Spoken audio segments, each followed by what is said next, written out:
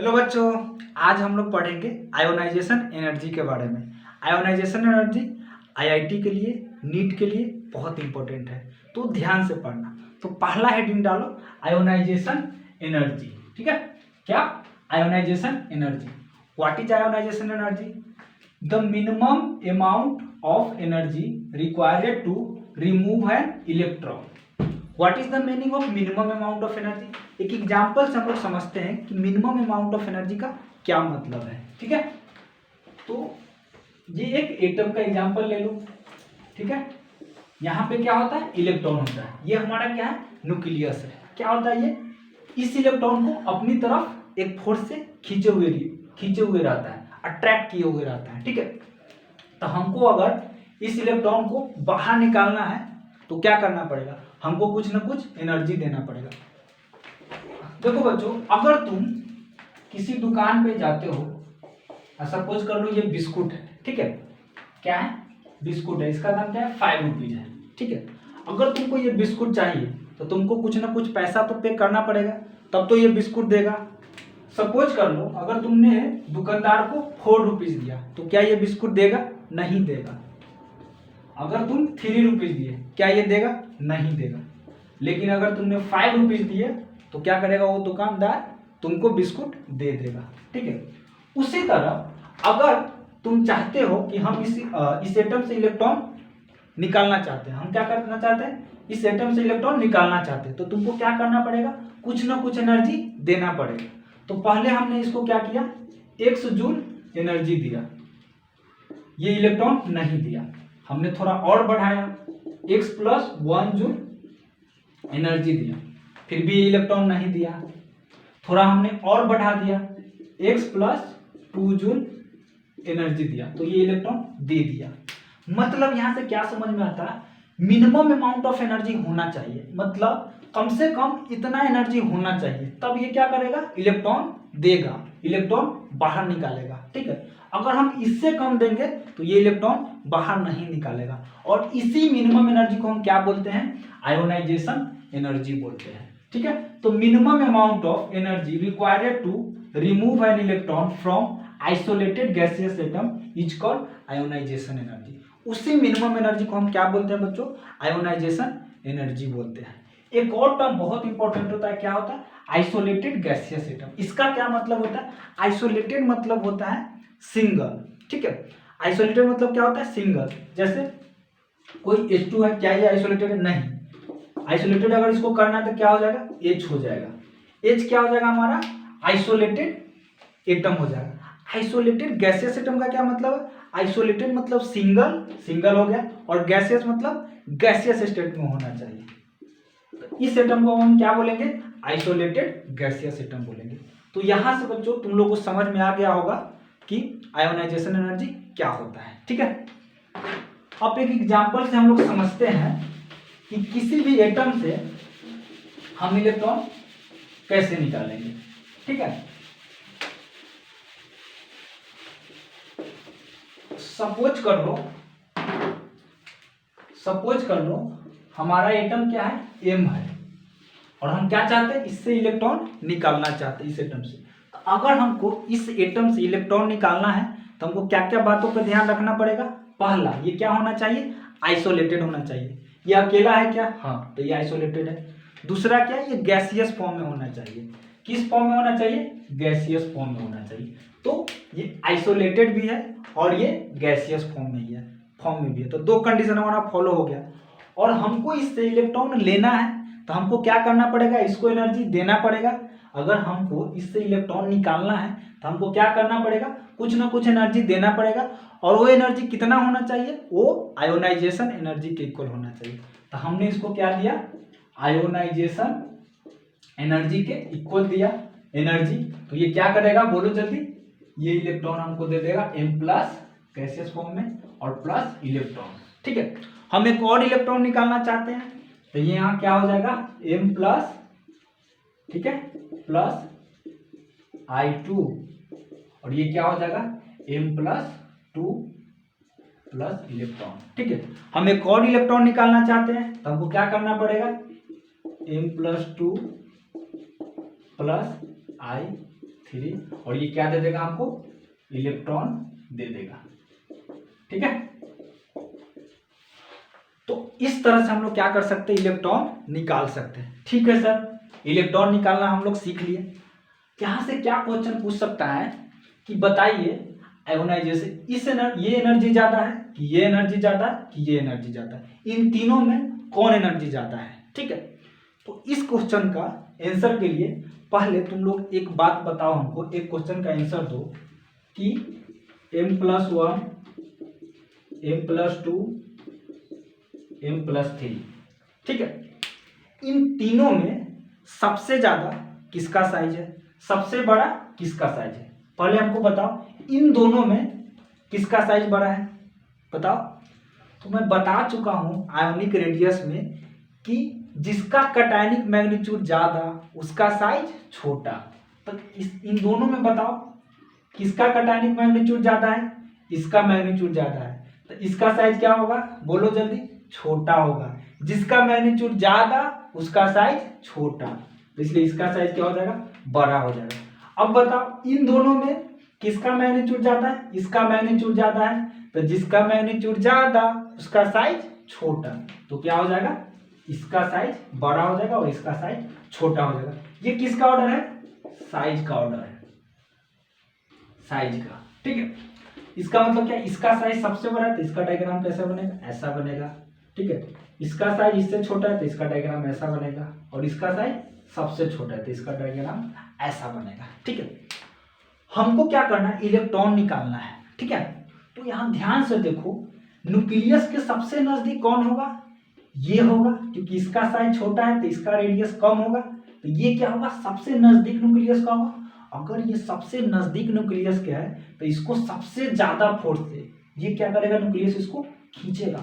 अगर इसको सबसे ज्यादा फोर्स से खींचा हुआ है तो अगर तुमको यहाँ से इलेक्ट्रॉन निकालना है तो यहाँ पे सबसे ज्यादा फोर्स लगाना पड़ेगा, है ना, सबसे ज्यादा फोर्स लगाना पड़ेगा, तब तो ये इलेक्ट्रॉन निकलेगा ना।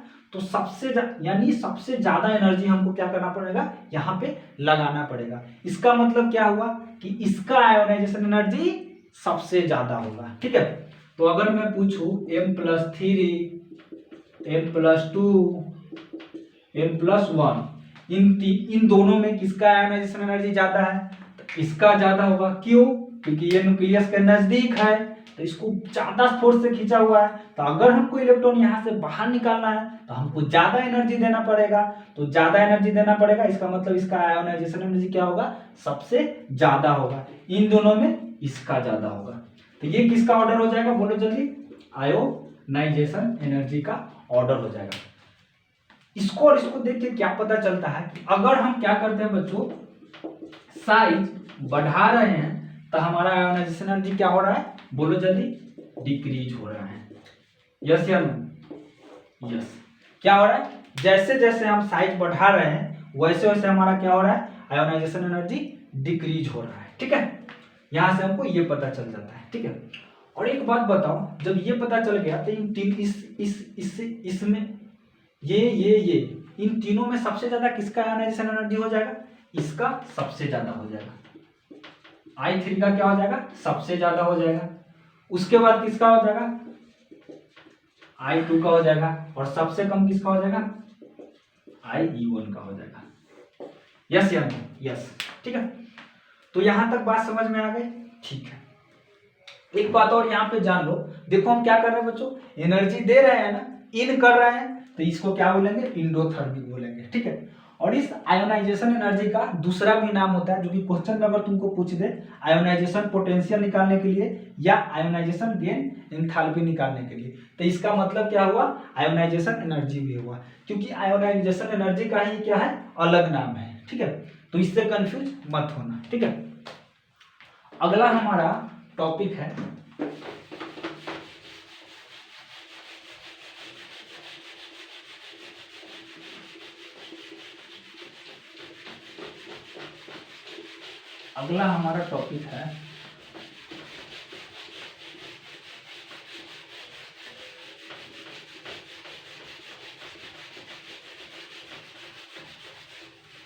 फैक्टर।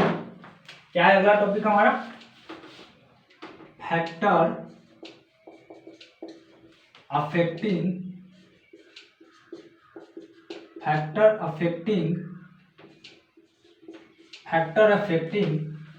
Ionisation energy. ठीक है, फैक्टर अफेक्टिंग, बोलो जल्दी, आयोनाइजेशन एनर्जी। ठीक है, पहला क्या है, तो इसको समझने से पहले जेड इफेक्टिव क्या होता है, यहां देखो ध्यान से, ये न्यूक्लियस होता है, इलेक्ट्रॉन होता है। इस इलेक्ट्रॉन को न्यूक्लियस जिस नेट फोर्स से अपनी तरफ अट्रैक्ट किए हुए रहता है उसी को हम क्या बोलते हैं, जेड इफेक्टिव बोलते हैं। तो तुम लोग बोलो कि जिसका जेड इफेक्टिव ज्यादा होगा वो ज्यादा फोर्स से इलेक्ट्रॉन को अपनी तरफ खींचा रहेगा। अगर वो ज्यादा फोर्स से अपनी तरफ खींचा है तो क्या करना पड़ेगा, अगर हमको वहां से इलेक्ट्रॉन निकालना है तो हमको क्या करना पड़ेगा, ज्यादा एनर्जी लगाना पड़ेगा। यानी अगर किसी का जेड इफेक्टिव ज्यादा है तो वहां पे क्या करना पड़ रहा है, ज्यादा एनर्जी लगाना पड़ेगा। यानी दोनों में क्या रिलेशन आ रहा है, डायरेक्टली प्रोपोर्शनल का रिलेशन आ रहा है। क्यों, क्योंकि अगर एक बढ़ रहा है तो दूसरा भी क्या हो रहा है, बढ़ रहा है। तो यहां से मैं क्या मैं बोल सकता हूं कि ionisation energy directly proportional to Z effective. ठीक है, ionisation energy directly proportional to Z effective. ये पहला पॉइंट आ गया हमारा। दूसरा क्या होता है, तुम लोगों को इलेक्ट्रॉनिक कॉन्फ़िगरेशन में मैं बता चुका हूं कि half field and full field क्या होता है, बोलो जल्दी, ज्यादा स्टेबल होता है। ठीक है, कोई भी क्या चाहता है, या तो हम अपना हाफ फील्ड में हम चले जाए, नहीं तो फुल फील्ड में चले जाए। D4 अगर है कोई तो ये क्या बनना चाहेगा, बोलो जल्दी, D5 बनना चाहेगा। ये सारे चीज मैं इलेक्ट्रॉनिक कॉन्फ़िगरेशन में डिस्कस कर चुका हूं। ठीक है, अगर कोई D9 में तो क्या बनना चाहेगा, बोलो जल्दी, D10 बनना चाहेगा, है ना, क्या बनना चाहेगा, D10 बनना चाहेगा। ठीक है, ये क्या होता है, अनस्टेबल होता है, ये क्या होता है, स्टेबल होता है। ठीक है, ये क्या होता है, अनस्टेबल होता है, ये क्या होता है, स्टेबल होता है। ठीक है, अगर तुम कोई भी एटम इस फॉर्म में है, इन दोनों फॉर्म में है, ठीक है, half field and full field form में है, अगर यहां से तुम इलेक्ट्रॉन निकालना चाहेगा तो क्या ये इलेक्ट्रॉन देना चाहेगा, नहीं देना चाहेगा। क्यों, क्योंकि ये स्टेबल है, तुमको इलेक्ट्रॉन क्यों देना चाहेगा। अगर तुमको यहां से इलेक्ट्रॉन निकालना है तो बहुत ज्यादा क्या होगा, डिफिकल्ट होगा। ठीक है, अगर तुम निकालना चाहते हो तो क्या करना पड़ेगा, तुमको ज्यादा से ज्यादा एनर्जी देना पड़ेगा, यानी उसका आयोनाइजेशन एनर्जी क्या होगा, बढ़ जाएगा, है ना।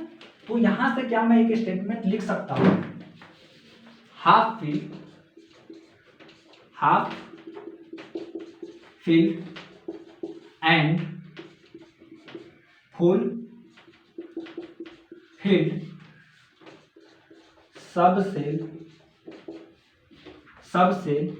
Half field and full field sub cell are more stable than partially filled. Yes or no? Yes. So electron removing from stable is difficult. Difficult हुआ कि नहीं, कोई भी स्टेबल है तो वहां से हमको इलेक्ट्रॉन रिमूव करना है तो क्या होगा, हमारा डिफिकल्ट होगा। So ionization energy in stable means half field and full filled. अगर कोई half field and full filled में है वहां से अगर इलेक्ट्रॉन निकालना है तो तुमको क्या करना पड़ेगा, उसमें आयोनाइजेशन एनर्जी क्या हो जाता है, इनस्टेबल फॉर्म में क्या होता है, इनस्टेबल आर इंक्रीजेज क्या हो जाएगा, इंक्रीजेज हो जाएगा। ठीक है, आयोनाइजेशन एनर्जी क्या होगा, half field and full filled में क्या हो जाएगा, इंक्रीजेज हो जाएगा। तो ये तुम्हारा क्या हो गया, दूसरा प्रॉपर्टी हो गया। ठीक है, तीसरा क्या है, तुम लोग बताओ, एस है, पी है, डी है, एफ है। ठीक है, इन चारों में बताओ सबसे नजदीक न्यूक्लियस के कौन होता है, बोलो जल्दी, एस होता है कि पी होता है कि डी होता है कि एफ होता है। पता है हमको सर, सबसे नजदीक कौन होता है, एस होता है। यानी एस के इलेक्ट्रॉन को न्यूक्लियस सबसे ज्यादा फोर्स से अपनी तरफ खींचेगा। अगर यानी ज्यादा फोर्स से अपनी तरफ खींचेगा तो अगर हमको यहाँ के इलेक्ट्रॉन को निकालना है तो हमको क्या करना पड़ेगा, ज़्यादा आयोनाइजेशन एनर्जी लगाना पड़ेगा। यानी एस का आयोनाइजेशन एनर्जी सबसे ज़्यादा होगा ना, किसका ट्रेंड है ये, आयोनाइजेशन एनर्जी का। एस का क्या हो जाएगा, सबसे ज़्यादा हो जाएगा। उसके बाद किसका होगा, पी का हो जाएगा। और उसके बाद डी का, सबसे कम किस में हो जाएगा, एफ का हो जाएगा। ठीक है बच्चों, ठीक है बच्चों, आज हम लोग यहीं पे स्टॉप करते हैं। अगर बच्चों वीडियो पसंद आए तो लाइक करें, सब्सक्राइब करें और अपने दोस्तों के साथ शेयर करें।